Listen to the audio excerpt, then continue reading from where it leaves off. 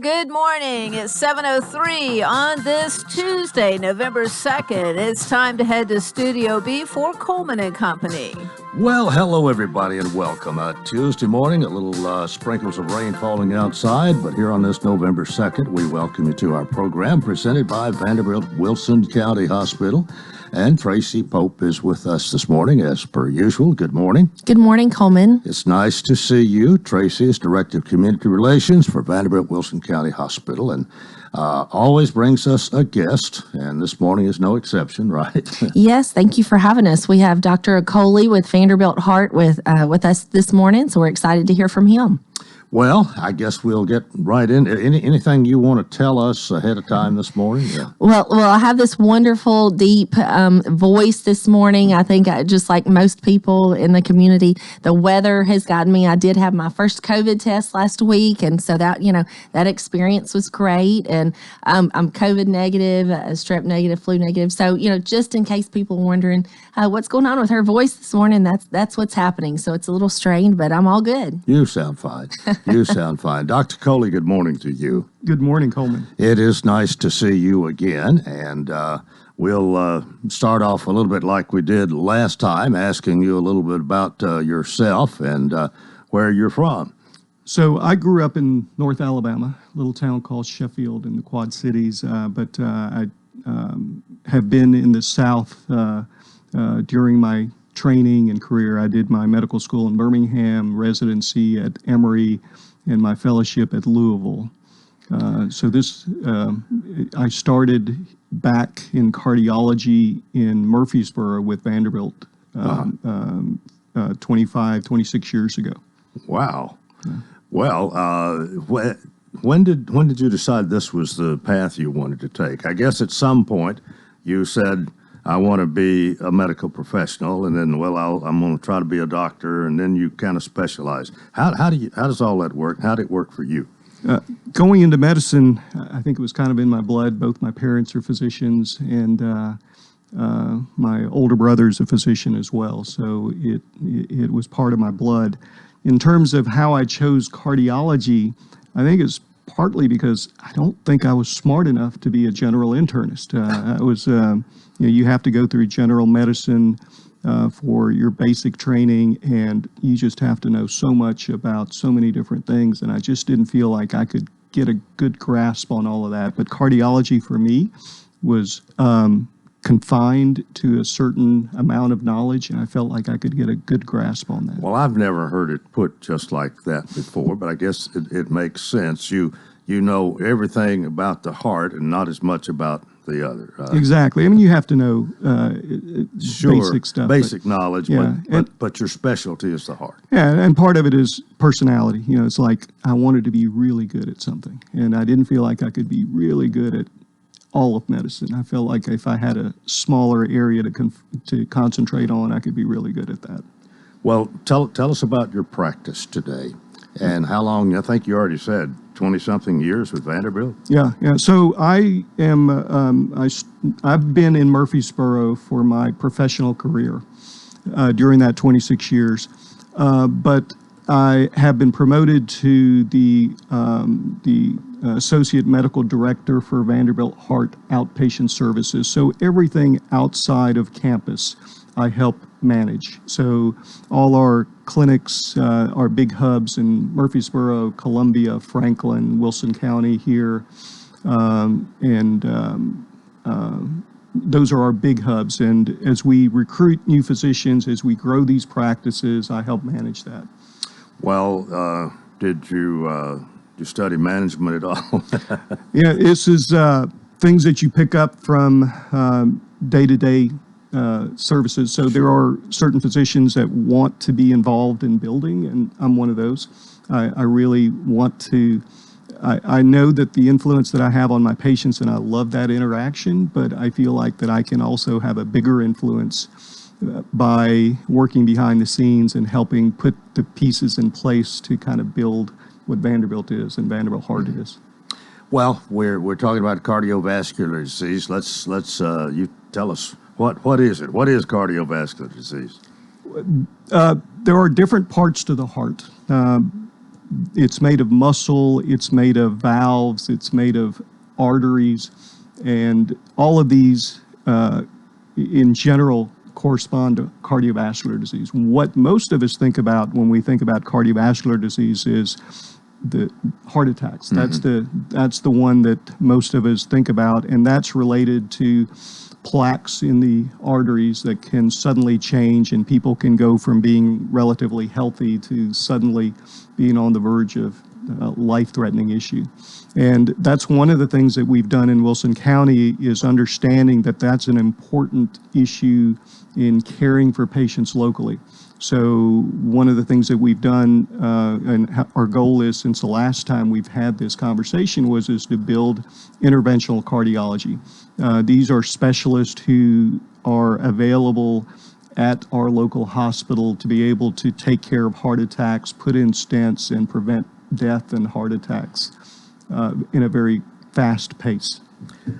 Is cardiovascular disease as prevalent today as it was 25 years ago? That's a great question. So when I came out of training, heart disease was the #1 killer, and it killed more than any other disease or all the other diseases combined. So when I came out of training 26 years ago, you were more likely to die from heart disease than any other disease process. This year may be the first year where cancer surpasses heart disease as the #1 killer. And most of that has to do with the advances we've made in cardiology, the new medications, and the more aggressive preventative care. So our goal is to keep people from having heart attacks rather than trying to patch them up afterwards. But if you need those kind of emergent type care, we're available, and we want to keep that locally. So you're talking about prevention. Can you talk about that and the path you go if you're trying to prevent cardiovascular disease? I think the first thing about prevention is understanding your risk.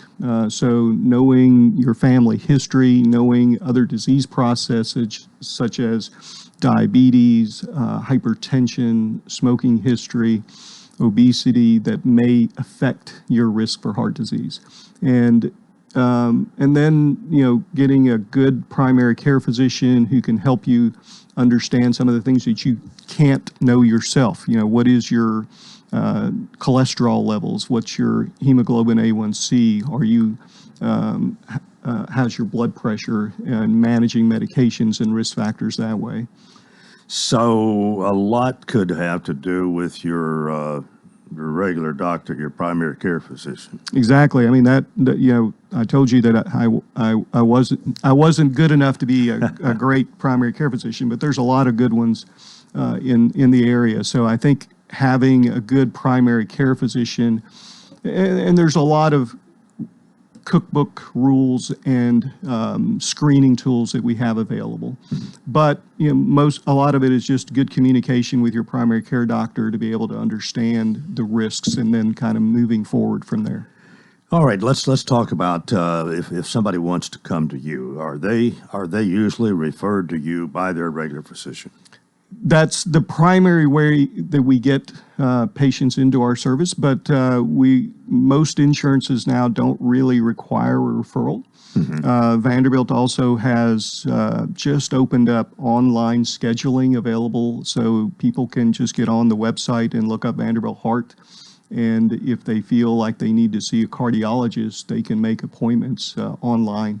All right. So the question, answer the question about a referral, it is not required. It's okay, but and probably a lot are referred to you, but it's not an absolute necessity. Yeah. So the referral, I would still recommend considering your primary care. I mean, most of us know when we feel like we need to see, I have a lot of faith in people. I feel like that they know when they need to see a certain subspecialist. But if you're not sure, your primary care is a perfect place to start. Yeah. Okay, we're ready to take a break here. Our program presented by Vanderbilt Wilson County Hospital. Tracy Pope this morning has brought Dr. Merle Coley. That's That's close. That's perfect. All right. Thanks for being with us, and stay with us through the break here, and we'll talk more in a moment here on Coleman and Company FM 98.9. And let's see what's happening on the roadways. Want to thank our friends at Beats Ford. That regular oil change is $24.95 up to 5-quart oil, tax and disposal. 1673 West Main. Now at traffic, here's Chuck. Good morning. It's busy right now. 65 south here at Trinity Lane. Watching traffic increase coming out of Wilson County, coming down through Mount Juliet. Right now on the interstate, headed towards Nashville. 109 there at the interstate was running a little bit heavy. Smith Springs and Old Murfreesboro. Pike, the fire department's dispatching a wreck with injuries at that location. Princess Hot Chicken is now open inside the Assembly Food Hall near the National Museum of African American Music on Broadway. Order online at princesshotchicken.com. I'm Commander Chuck with your on-time traffic. Renewal happens here at Lebanon Center for Rehabilitation and Healing. Lebanon Center for Rehabilitation and Healing has experienced new leadership and a new atmosphere. Same location in the heart of Lebanon, 731 Castle Heights Court on the Castle Heights campus. Lebanon Center for Rehabilitation and Healing is providing 5-star clinical outcomes to short-term and long-term care residents. Call 615-444-4319 for a tour and to experience the new culture. Renewal happens here at Lebanon Center for Rehabilitation and Healing. Hi, this is Rick Wittrig. Do you have projects that need painting? Well, why paint when the Powder Coat Art Company will beautifully powder coat your project with a tough, durable, baked-on finish? We have options for commercial, residential, automotive, off-road, and motorcycle parts. See us on Facebook or Instagram, or for a quote, go online at powdercoatart.com or come see us at 1746 Sparta Pike in Lebanon. It's that time of year, warm days and cool nights, and you know what that means. The Mill at Christmas, Friday, November 5th and Saturday, November 6th. Don't miss the ultimate shopping experience with vendors galore at the historic Mill at Lebanon. The Mill at Christmas, Friday, November 5th, VIP Sip and Shop, and Saturday, November 6th, Family Fun Day. Santa arrives at noon. For more information, visit us on Facebook, The Mill at Christmas. Coleman and Company here on a Tuesday morning. We welcome you, and thanks to Vanderbilt Wilson County Hospital for making these Tuesdays possible. They're our advertiser every Tuesday in this time slot, but twice a month, Tracy Pope brings a medical professional. And Tracy, back to you for a minute here. Anything you got for us? Yes, I'd like to say that Vanderbilt Wilson County Hospital has partnered with the American Red Cross, and we are doing monthly blood drives. It's actually the second Tuesday of the month, and we have a mobile unit that is out front in the front of our hospital in the parking lot. The next blood drive will be Tuesday, November the 9th, and then Which is next Tuesday. Mm-hmm. All right. And they do take appointments, so I think our appointments are close to being full, which is exciting. But then we'll have another one pretty quickly, December the 14th. So if you don't see an appointment on November the 9th, be sure to sign up on the 14th, and we appreciate everyone making a donation. All right, everybody keep that in mind. And back to our doctor this morning, Dr. Merle Coley with Vanderbilt Heart. And why don't we talk about the signs and symptoms of a heart attack? So the classic signs, there's a picture that Ralph Netter did, a painting, and it's someone walking out of a heavy meal with a cigarette in their hand and clutching their fist to their chest. So normally, that's what I think about classic signs. These are someone who has risk factors for heart disease, somebody who's type A, who's smoking, who's high pressure, and usually a male with risk factors. And so pain in the chest radiating into the arm and into the neck.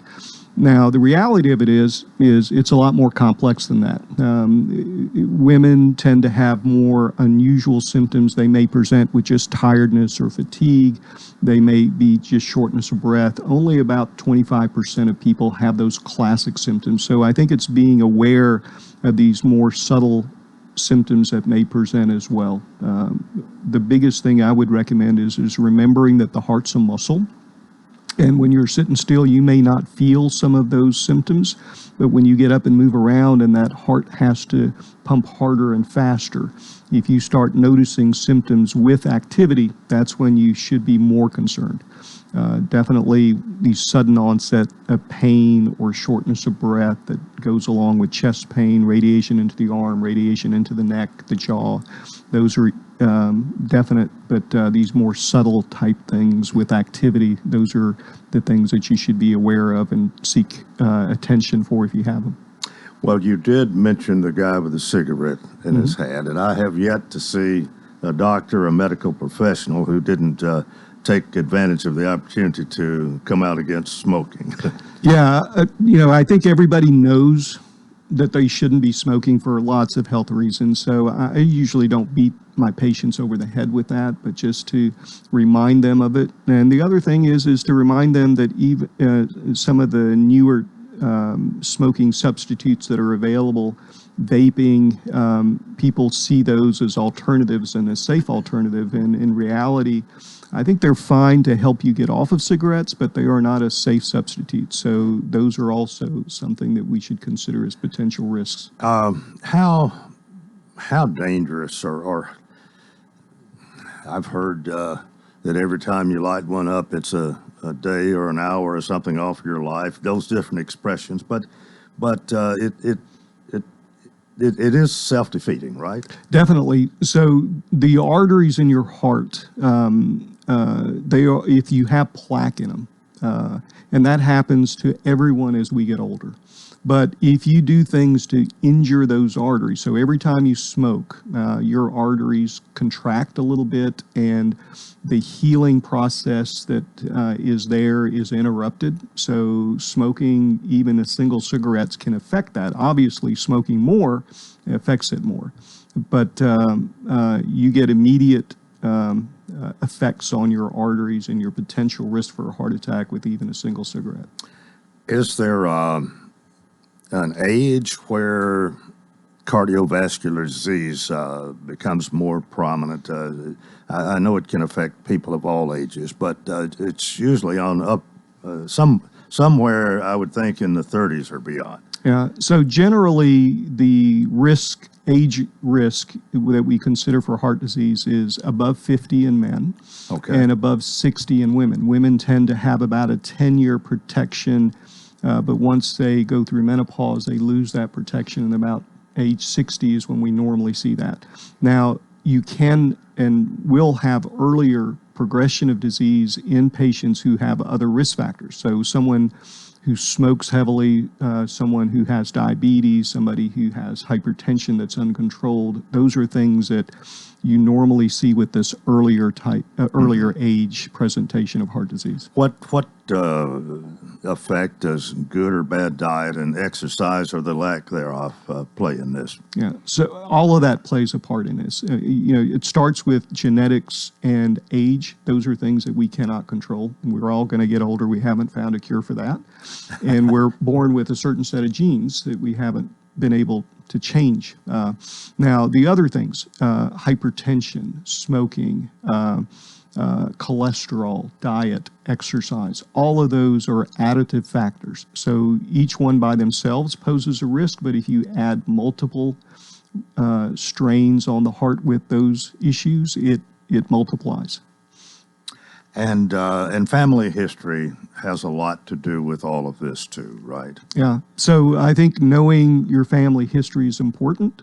As I said, you can't outrun the genetics, but some of it is understanding the good and the bad from it. If your family member smoked, understanding that might have put him at risk for earlier heart disease, but also some of the lifestyles that we live now is different from what our parents and grandparents lived. They were much more active. They may have had a different diet. They may have had less obesity.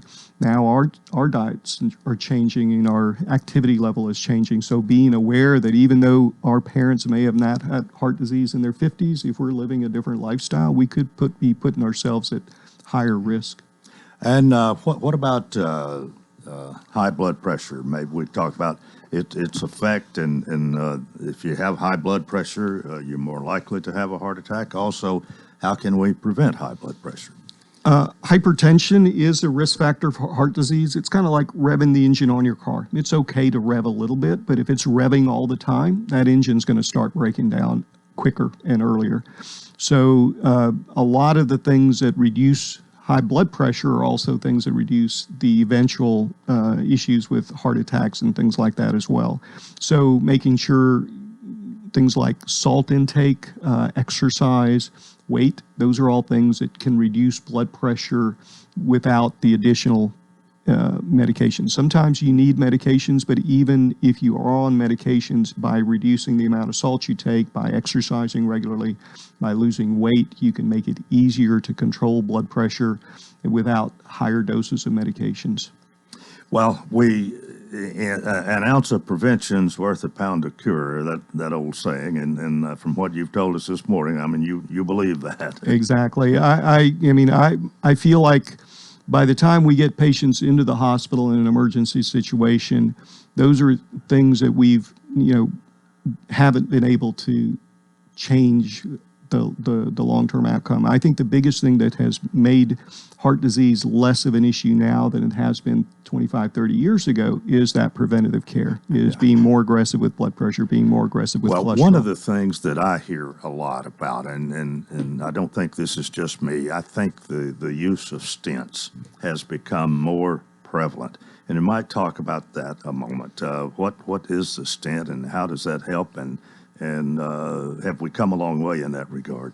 Yeah, stents have made a huge difference in how we care for heart disease, and it's mainly in how we handle those failures. Once someone shows up at the emergency room or comes into the doctor's office with pain, and how do you change the flow in these arteries? And the stents are available where you can put a wire into the artery past a blockage, and you blow up a stent. It's kind of like a spring device, and you blow up that stent, and it props open that artery and lets flow go back to the way it should be. So this is when you have plaque ruptures, when somebody suddenly has a heart attack and you have to have emergency procedures to take care of it. This is when somebody comes in saying, I'm having chest pain when I walk up the stairs, those kind of things. But the stent itself, the procedure and so on, has kind of been perfected over a period of time. It's better and maybe an easier procedure now than it was 5 or 10 years ago. Yeah, probably not. When I came out of training, the way we used to open up arteries was just with a balloon. You blew up a balloon and you cracked that plaque and you hoped that it stayed open.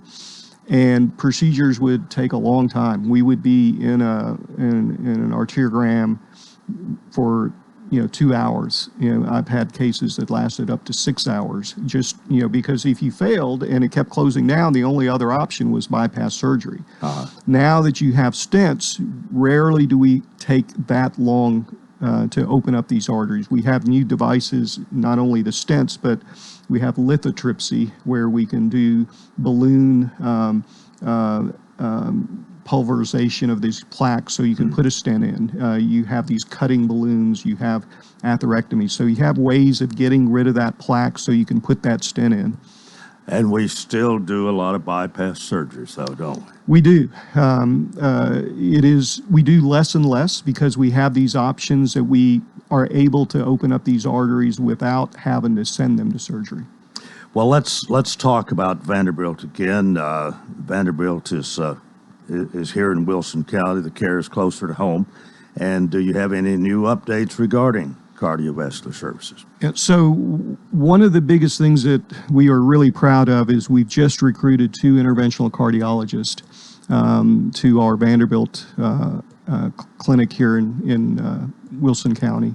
These right now, if somebody comes in with a heart attack, they're bypassing our hospital, or they're being shipped from the emergency room to Nashville or other facilities.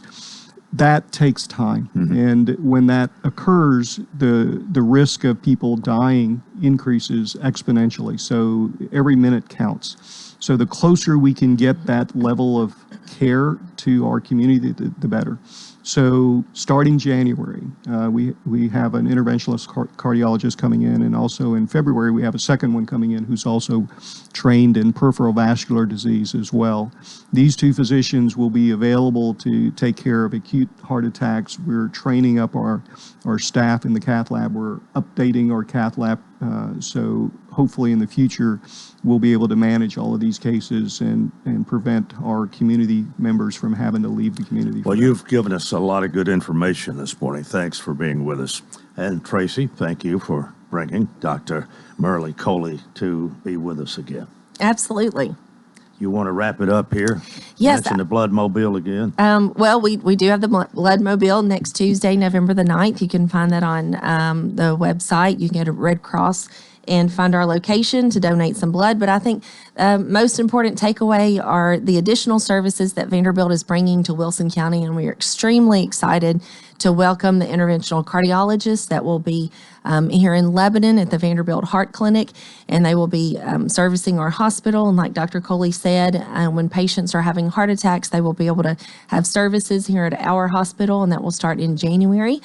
So we're very excited about that. And the interventional cardiologists will also be able to provide general cardiology care as well. So you'll be able to see them on an inpatient and outpatient basis, and we are excited about that service. Oh, without a doubt. Well, Dr.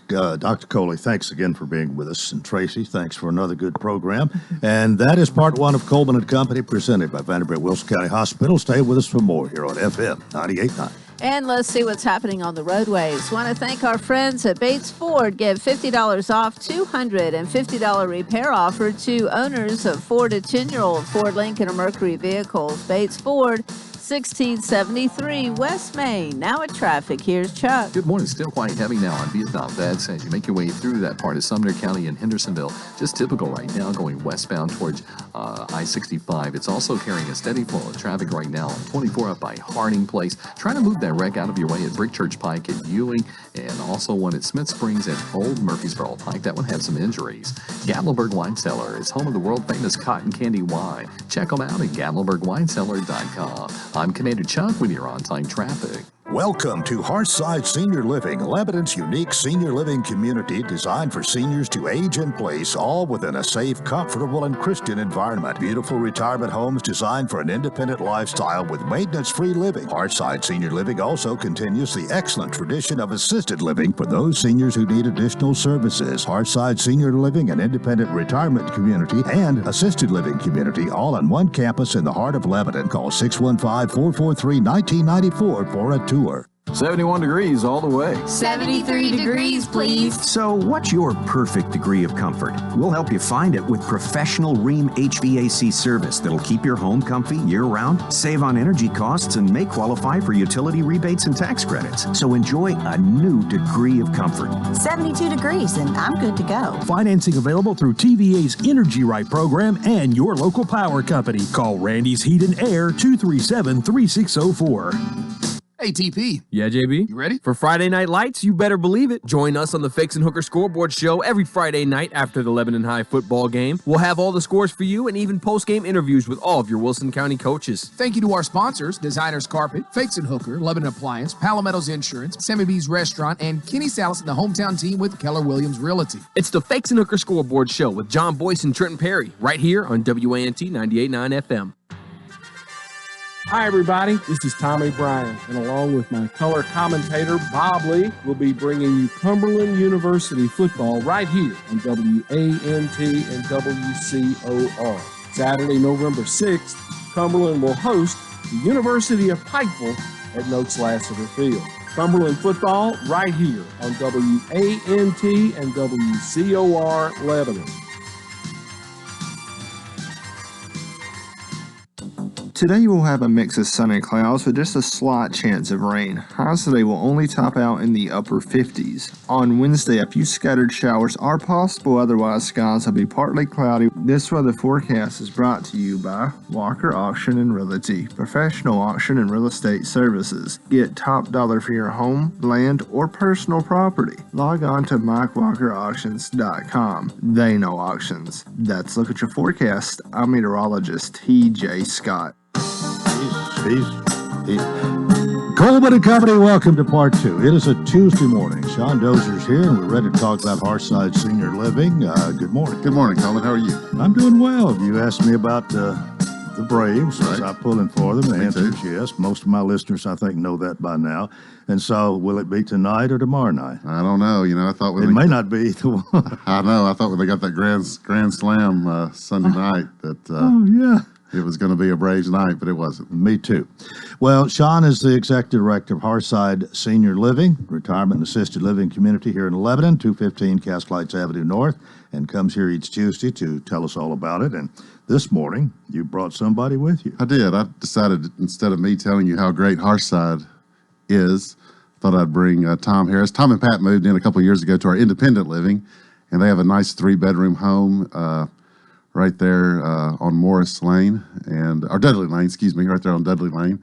And Tom's going to just tell you how, we haven't talked about it. He may tell you some negative things, I don't know, but I think he'll tell you some great things about Hearthside and living in our independent living community. Well, Tom, the mic is yours. Good morning. Welcome to our program. Well, thank you. It's good to be here. There's a lot of good features to Hearthside, but in our independent living section, one of the key ones for people our age is there's not a single step in the home. Coming in from the front door to coming in from the garage or the back door, not a single step. And that's important at our age. Yeah. But there's a lot of nice features, and we've been there 3 years next month and just feel like we struck gold. We totally love it. You have good neighbors? All good neighbors. That's one of the things we love about it. Yeah. Well, I understand it's fairly maintenance-free. You might not even have to put in a light bulb. Is that? That's totally correct. Just 2 or 3 days ago, I called our maintenance guy. We had 2 light bulbs out, and you know, I used to enjoy working in my yard a lot, all the time, but I find I don't miss it much at all. Well, do you take some trips, leave every once in a while? Yes, we did. Just this past week, we took a trip. 12 of us went down to Bell Buckle, and we had to give those up for a year and a half because of COVID, but we're looking forward to more good trips. And well, one of the things I was thinking about, we have talked about here, if you want to maybe go for a week or 2 or a month or whatever, it's just pretty much waiting for you when you get back and taken care of. Lock the door. Well, you don't even have to lock the door, but we do. Yeah, we lock the door. We lock the door. Lock the door and leave, come back, it's just like we left it. And you like the maintenance-free part of this too, don't you? Oh, I do, very much. My wife won't let me get on a ladder to change the light bulb, so I like that. Well, Tom and Pat, you know, he won't tell you this, but they have a nice place down in Florida. They go, every February, and they go for about a month, and they leave and come back, and it's all there right like you left it. That's right. Well, now sometimes we talk about the meals that they offer you. Do you eat over from the kitchen occasionally? We eat lunch up there a little more than occasionally, and it's a great deal. It's a wonderful meal. I've never found one yet that I said, oh, I don't like this. You know, it's great, and the price is just unbeatable. Yeah, and I guess you brag on the cooks a little bit. We do. That's one of the first things I did is got to know the cooks. Well, those $3 meals are popular, although I'm going to have to raise the price, Coleman, because of food prices. So I may have to come in here in the next couple of weeks and tell you about that. But the meals are great. They pull up and get their meals curbside. And, of course, they have a full kitchen where a lot of them do full meals. And, of course, they're totally independent. But they love coming up there a couple times a week and getting food. And it's a great service for them. Well, the assisted living community, it's just... I mean, the retirement community, it's been a great success, and it really has. You're full up, and got a waiting list, and I put another lady on there yesterday, and we just keep getting more and more folks interested, not only in our assisted living, which we do have a few rooms available. So if you're interested, feel free to give us a call or come by and see us. But our independent living, our retirement community is just been a great success. Yeah. Well, Tom Harris, thanks for being with us today. We appreciate the good words. There's nothing like a good testimonial. Well, thank you very much. Thank you, Tom. And my Hearthside Hello today is a group of them over at PFG, and they listen to you every single day. They listen to us talk, and I don't have a specific name, but they know who they are. They're listening the folks over at PFG Leicester, they're listening to us today, so I wanted to give a shout out to 3 or 4 folks over at PFG that listen to you every single day. All right. Well, thanks for listening, and that makes it better for Hearthside. It Those that are does. listening. It does. Like I was told this morning that a group listened to us, so I wanted to mention them. That's great. Well, I guess it's time for us to wrap it up here on this Tuesday morning, but it's Hearthside Senior Living, 215 Castlights Avenue North. Sean Dozier, Executive Director, and you can call Sean at 615-443-1994. Go to the website. Or just stop by and see us, Coleman. All right, and that's fine, too. That's fine. All right. See you Have a next great Tuesday. week, Coleman. All right, Thank you. too. We are about 21 before the hour, and I want to welcome Chuck Whitlock this morning as my guest. But I would like to say, too, that we were expecting, until I got a phone call yesterday, to have Jeff Luttrell, our Director of Schools for Wilson County. But I understand he may be a little bit under the weather. I believe the school board meeting was postponed last night, and is going to be held later, and I'm not sure when. But Chuck, good morning and welcome. Good morning. Good morning. Thank you for having me. Well, I'm hoping you're going to be a great fitting substitute here for Jeff Luttrell. Is this the first time for you to be on this program? It is not. It's been a while. But it was in a different capacity. We were talking about suicide prevention one time. We talked about some services for special needs another time, but it's been a few years. Well, just to acquaint you with our audience and with me as well, tell us a little bit about yourself here. Are you a native Wilson County? Yes, sir. Yes, sir. Grew up on Mount Juliet Road. Have spent most of my career, I'm 25 years, 26, I'm going into 26 years in education, most of that in Wilson County, in a variety of roles. And a teacher? I was a teacher. I taught at Mount Juliet High School, taught down the road here at Tucker's Crossroads for 6 years, and have been at the central office for Wilson County Schools for the last 14. All right. Well, I didn't get a title from anybody. What is your title? My official title, I'm the Health Services Supervisor, but I've got a variety of roles, and what I was asked to come talk to you about today was my role as Athletic Director, and some of the good things are happening in Wilson County schools right now, especially related to athletics. Chuck, we can do that. Are you a Braves fan? Yes, sir. Okay. Yes, sir. I'm a Royals fan on the American League side, but for National League, Braves. Yes. Okay. Really exciting. All right. Well, I think there's a number of us who have another team that we really root for in the regular season, who have kind of adopted the Braves here in the World Series, maybe even the whole playoffs. And they were leading 3-1. Now it's 3-2. You got a prediction? I'm hoping this next one's the one.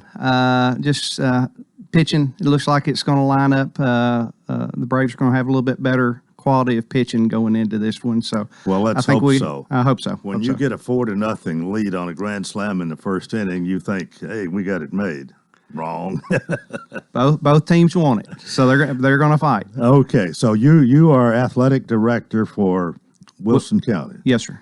So does that put you in a supervisor position over all the football coaches, basketball, athletics? Each of our high schools and middle schools have an athletic director, and ultimately all the programming in each school is under the direction of the principal. But I'm the go-to person. I can help with programming, help with any issues that pop up, and help with planning from the district office. This is not all you do, though. No, sir. Okay. No, sir. Well, you're here to talk about this, and I think I was told yesterday that this may be the first time that every high school has made the football playoffs. Is that? Yeah, I'm not certain about that. I think that's happened before. It doesn't happen every year, so it's definitely special. To have, how many high schools have we got? We've got 5 in Wilson County School District. We hadn't had 5 to make it before because we hadn't had 5. That's exactly right. That's exactly right. So everybody's in. We've got 3 region champions. With Lebanon and Green Hill both being 9-1, and Lebanon winning their region in 6A. Green Hill winning their region in 5A, and Watertown coming through, and with a big one on the Creek Bank last Friday night, winning their region outright for I believe it may be 4 years in a row. They've had a good run. Now, if they can hold it up in the playoffs. This is that next season. Yes, sir. Yes, sir. It's a whole different thing. You spend from dead period all the way up until last Friday night getting ready for this Friday night, and this is what it's all about. Well, I was doing a little reminiscing yesterday, back before we had the playoffs and the TSSAA got involved, as they are now. If you had a really good year, you might get invited to a bowl game. And yeah. if you had a good, it's sort of like in college football, the ones that have the bigger following have a little bit better chance of going to a bowl game even now. And that's the way it was back then. Lebanon had its share of bowl games in the past, but it seemed like football goes through peaks and valleys, and we've all kind of peaked this year in Wilson County. It is, and it does, and it's a unique year with the new classification. With I don't know how familiar everybody is, but every couple of years we have to turn in enrollments. We turned in enrollments last year that dictate the classifications for this school year and the next school year, which allowed Mount Juliet and Green Hill and Wilson Central to be in 5A, and Lebanon was able to stay up in 6A. That very well may change. I'll turn in enrollments next year for next. All right, cycle. we're time to take a break, but before we do, we got how many games we got this week? Got 5? We've got 5. We've got tell 3. us where they are and who's playing quick. We've got Green Hill. Green Hill is hosting. Lebanon High School is hosting. Watertown is hosting, all as region champs. We've got Wilson Central going on the road. They are going to Page, and then Mount Juliet is going to Columbia for their first round matchup.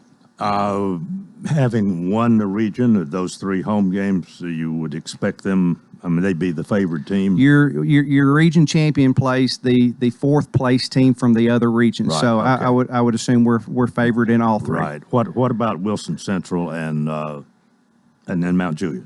Wilson Central's going up against a really tough Page school. They were the region champs on their side, but that Wilson Central bunch, there's not a lot of them, but man, they fight. Yeah. They are competitors. And then Mount Juliet, a storied program.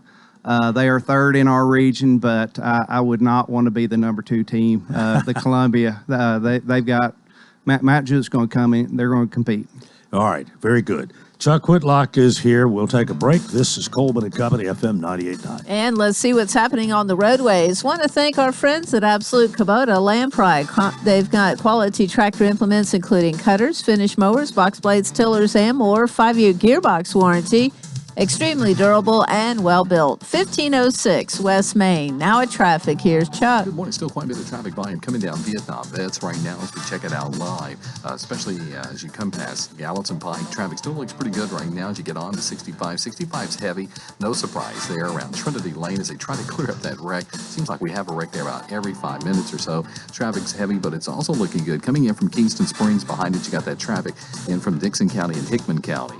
Hey, Ripley's Aquarium, Sips and Sharks 21 Plus edition coming up November 14th. Check it out at Ripley's Aquarium of the Smokies.com. I'm Commander Chuck with your on-time traffic. Mike Vrabel heads into year 4 at the helm as head coach of the Tennessee Titans with a renewed and regenerated defense and an offense that now features Tannehill, Derrick Henry, A.J. Brown, and now Julio Jones. Your 2021 Tennessee Titans play right here. Brought to you by Fakes and Hooker, Bates Ford, Steve Mall Plumbing, The Jewelers, and the City of Lebanon Gas in Tennessee. 811, call before you dig. Real Country 98.9. Hi, everybody. I'm Tommy Bryan. It's time for the TSSAA playoffs, and for the first time since 2004, Lebanon is hosting a playoff game as the Blue Devils take on Stewart's Creek Friday, November the 5th. Our airtime on WANT is 6:30. Kickoff at 7. If you want tickets, visit gofan.co. Go Big Blue on WANT WCOR Lebanon. At Vanderbilt Wilson County Hospital, world-class care is a heartbeat away. In fact, we offer the same world-class attention Middle Tennessee has come to rely on from a Vanderbilt Health hospital. Supported by over 200 specialties, an expanded emergency department staffed with Vanderbilt Health physicians 24/7, and greater investments in life-saving technologies and care. It's just one more way we're making healthcare personal.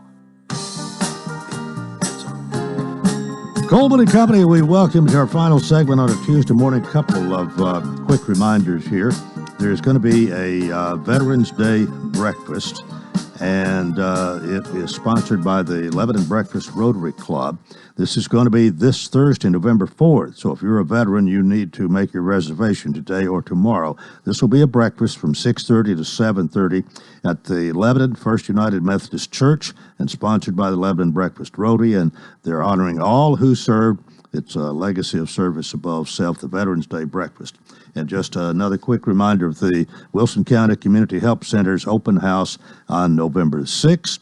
11 to 1, food, fun, shopping, half price on items all day. Now, back to my guest, Chuck Whitlock. We're talking athletics this morning. He is the athletic director for Wilson County, for for Wilson County. Wilson County Schools. Wilson County Schools athletic director. All right. And among other things, again, we would remind everybody. But I guess you look to these playoffs. They're usually well attended, weather permitting. Schools have an opportunity to make a little extra money out of this, so you kind of push attendance. And TSSAA gets to make a little money as well during the playoffs. This is what makes their budget work. Yes, sir. And of course, anytime you have an athletic event, and if the home team comes out and roots real big, there's a home team advantage from that. Oh, absolutely. And we've got our communities, not just our parents, but our communities love our teams. You go to Watertown, and it is going to be like a rock concert. You go to Green Hill this Friday, it's gonna feel the same. And at Lebanon, Lebanon loves its Blue Devils, so it will be a wonderful atmosphere for high school football. And let me sort of, I should have said this as we come back here. Normally in this time, we would have our director of schools. But since he's been a little bit under the weather, there was not a school board meeting last night. We hope to have Jeff Luttrell on maybe later in the month after the meeting. But Chuck is here substituting, we might say, but to promote as well these athletic teams and their endeavors. It's just unusual that you've got 5 teams making the playoffs and 3 of them winning their region.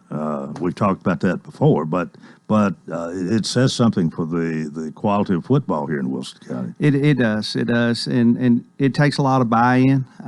We honestly think about coaches and players a lot, but families have to be bought in order to make this coming Friday possible. They've got to make sacrifices. They've got to make things work in order for those kids to.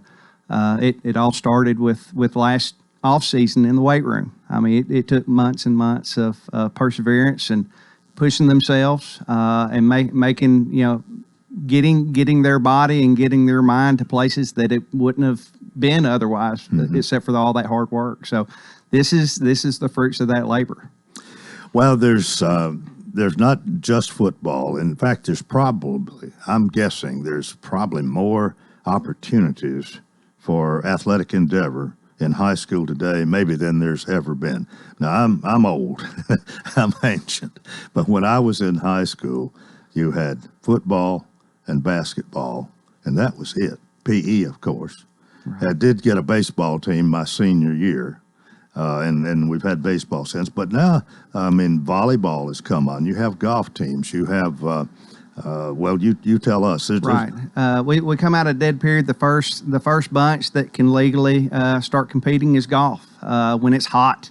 They're not riding in carts. They're toting their bags around a golf course, and our folks did really well this year. Soccer gets started right in line with football, and our girls soccer. Little shout out, Watertown High School girls had their best season yet in history.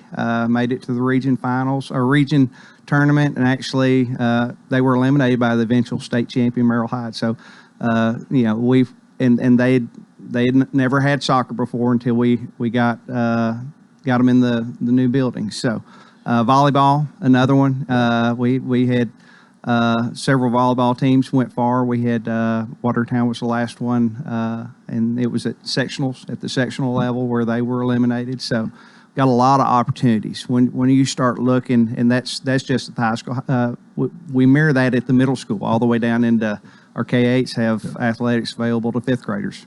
How difficult or what kind of challenge is there in getting coaches? Are there plenty of coaches for all these sports?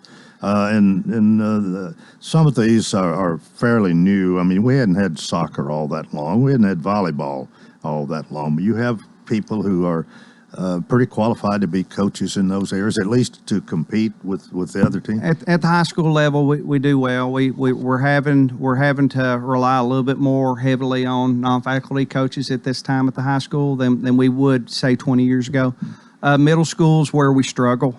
It's just you've got so many teaching positions. So many teaching positions are going to be open each year, and with the variety, I mean, our middle school athletic programs look like the high school athletic programs 10, 15 years ago.